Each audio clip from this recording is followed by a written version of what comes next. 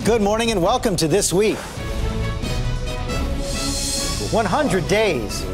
Maybe I should just pack up and go home. The president faces tough questions. The rumors of my demise may be a little exaggerated. How does he fight the lame duck label? Is the problem presidential leadership or congressional obstruction?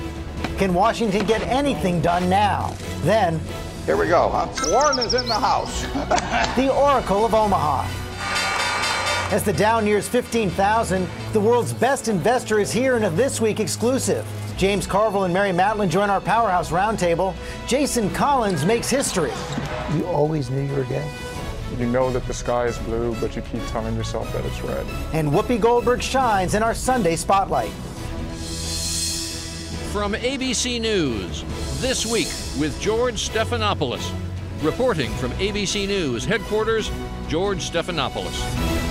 Hello again, a packed show this Sunday morning, and we begin with breaking news from the Middle East. For the second day in a row, Israeli warplanes have hit Syria, a series of large explosions in Damascus.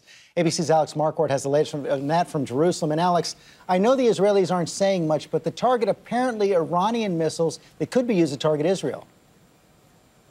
Good morning, George. That is reportedly one of the targets. Israeli officials, as you say, really aren't saying anything, which, of course, is pretty much standard operating procedure after an operation like this. Just moments ago, Syria said that Israel struck 3 military targets inside Syria, including an airport and what we believe is an arms depot on a mountain that overlooks Damascus. Now, if confirmed by Israel, this would be the second set of airstrikes inside Syria in the past few days, just in the past 48 hours. On the night from Thursday to Friday, Israel is believed to have targeted a shipment of long-range Iranian-made ground-to-ground missiles bound for the Lebanese militant group Hezbollah. Now, Syria has just released a statement accusing Israel of collaborating with what they call the al-Qaeda-linked group Jabhat al-Nusra.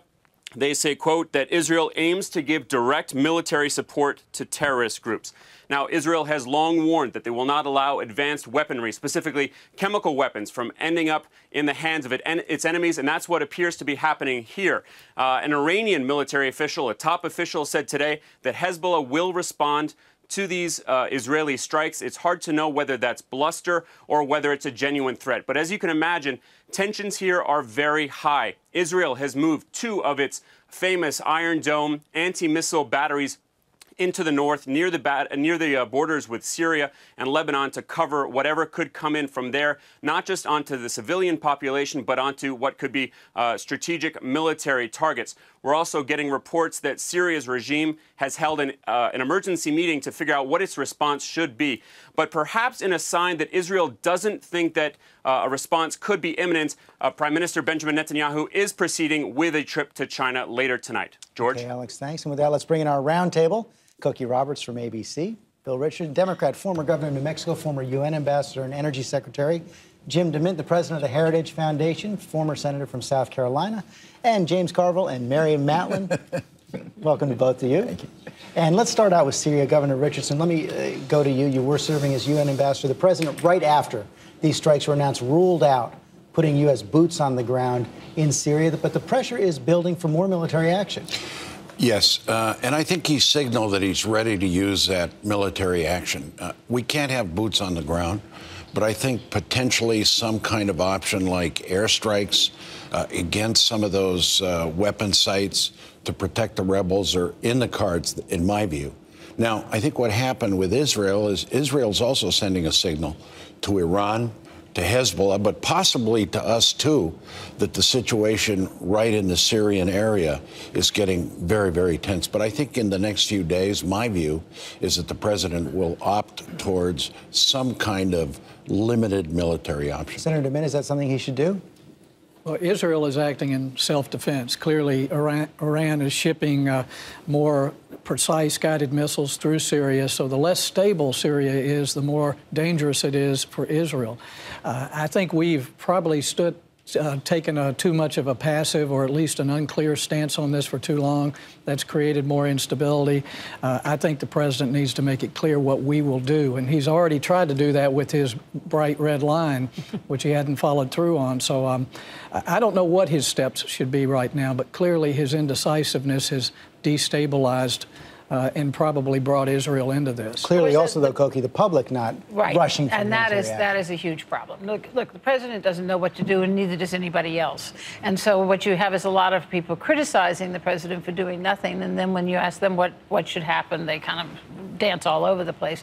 But with the public being so completely disillusioned with American wars abroad that have gone on for so long, you know that these wars in Afghanistan and Iraq have cost every American family something like $45,000, not to mention, of course, the lives.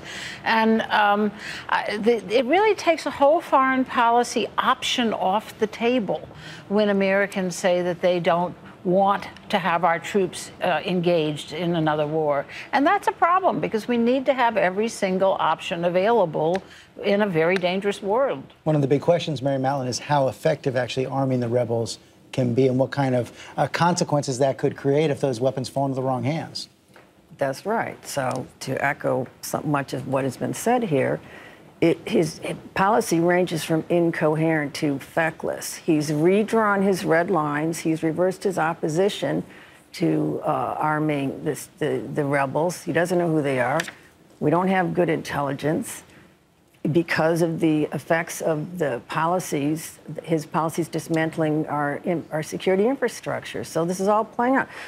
Yes, it is difficult to know what to do in a transitioning region. Something we know not to do is what he has done, which is issue these red right lines and then walk back from them. It's the parental thing. It's every parent knows not to do that. I don't normally do my apologies, but I'm going to play George Will here. And he is talking about dithering, and he and I don't agree on a lot, but we're in the pro-dither caucus.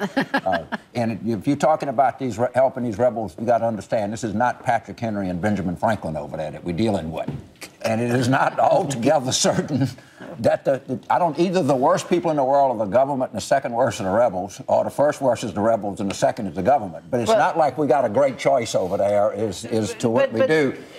No, that's true. It's a terrible set of choices, and nobody really does know what to do. But what does seem to be happening is that there's a lot of disillusion with the United States in the Muslim world, and that's a problem. It is. Governor? No, what I saw a signal by General Idris, who is the head of the rebels, military council, and he basically renounced Al-Qaeda. Now, I know there's questions about that. Well, that clears that up. That was good. So but he likes and the Taliban fact that just I fine. think Britain and France are going to start arming the rebels, I think that's a signal. That's some, I won't say cover, but it's a move in the direction of NATO and the president moving. And we're not going to be going And I think alone. he should. And refugees, we have got to do a whole lot more. But with the issue here of thousands is Iran. of refugees. And Syria is almost a distraction here. The weapons moving through Syria because it's completely destabilized.